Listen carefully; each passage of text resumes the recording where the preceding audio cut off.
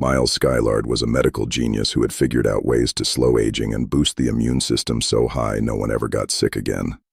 One generation of normal people who could get sick gave birth to the next generation who could live longer and stronger than their parents. He also found a way to unlock our minds so we could use more of our brains. Space expansion wasn't just a hope, it became necessary. The lunar colony came first, followed shortly behind by the Gamamine station, then terraforming planets like Mars, Pluto, and Saturn. All because the reproduction rate rose 300% with the new generations.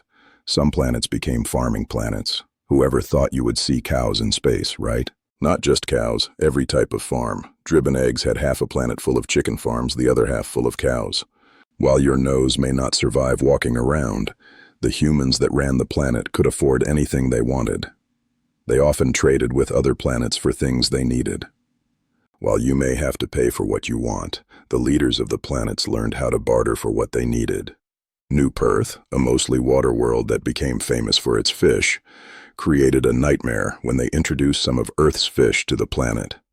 Within 2 months, they had so many fish in the ocean that the planet was going to die. So they started mass fishing and selling the hybrid fish. They created a market where there had been none. On New Cardinal, a Catholic planet of spiritual retreat, they figured out that the local bat spiders didn't care about your spiritual beliefs.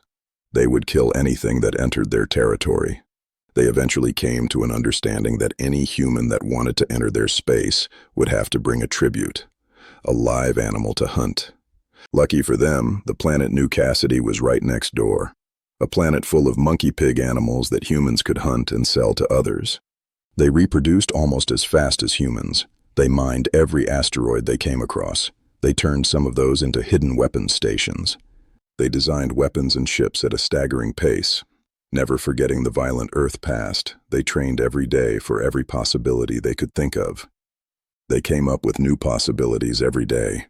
When they learned how to cloak their ships, they started mass exploring missions to find other life and learn about that life before they would make any first contact. When they found violent species, they would learn everything about them. The database on Earth may have started small, but it grew every month with more and more information flooding in. Miles never got to see how far his children went. He died at the age of 65 after having a massive head trauma that proved to be fatal. However, you can't go on any planet or space station without seeing a statue or a plaque telling of Miles's tales. Sometimes one person can have a massive affect. You just never know. Hit like and subscribe for more stories.